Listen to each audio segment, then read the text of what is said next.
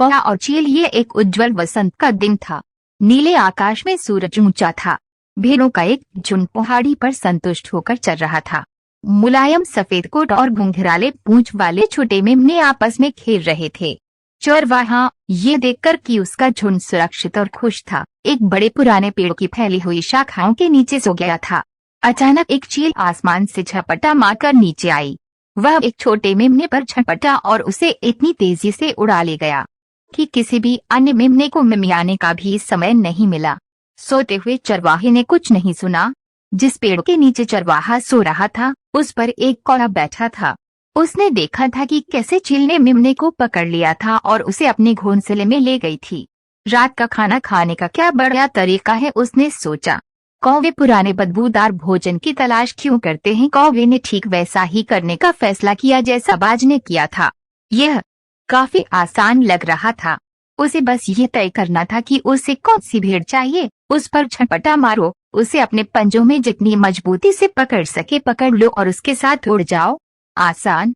यदि ईगल ऐसा कर सकता है तो वह भी ऐसा कर सकता है। कौवे ने ये निर्णय लेने के लिए भेड़ों के झुंड की ओर देखा कि उसे कौन सी भेड़ चाहिए। पेड़ के ठीक नीचे चरवाहे के पास एक बड़ा बूढ़ा राम चल रहा था। उसके सींग मुड़े हुए थे और मोटी भारी ऊन थी। आहा, वह मेरे लिए अच्छा भोजन होना चाहिए, कौवे ने लालच से सोचा।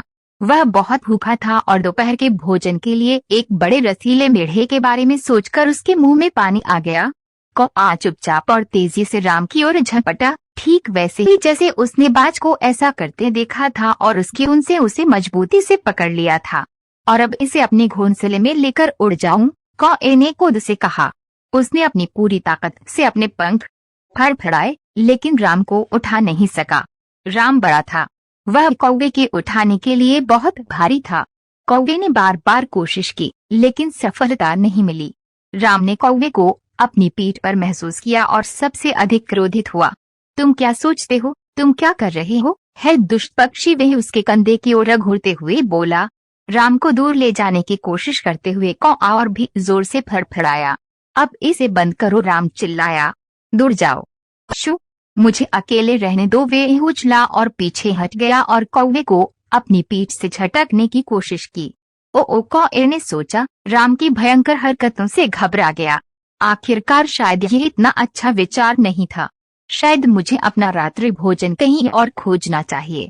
बेहतर होगा कि मैं राम को रहने दूं। कौवे ने उड़ने की कोशिश की लेकिन उसने पाया कि वह हिल नहीं सकता। उसके पंजे राम की मोटी ऊन में फंस गए थे। कौवे ने उसके पैर इधर उधर खींचे। उसने अपने पंखों को जितना जोर से फड़फड़ा सकता था फड़फड़ाया, लेकिन इससे कोई फर्क नहीं पड़ता कि उसने क्या किया। वह और अधिक मजबूती से फंसता हुआ प्रतीत हुआ। ओह, वो कैसे मुक्त होने वाला था। कौवा भय और निराशा से जोर जोर से चिल्लाने लगा। राम क्रोध से चिल्लाता हुआ पेड़ के चारों ओर भागने लगा। चरवाहा चौंक कर उठा। वह भयानक शोर कौन कर रहा था? क्या उसकी भेड़ें खतरे में थीं? वह उठकर बैठ गया।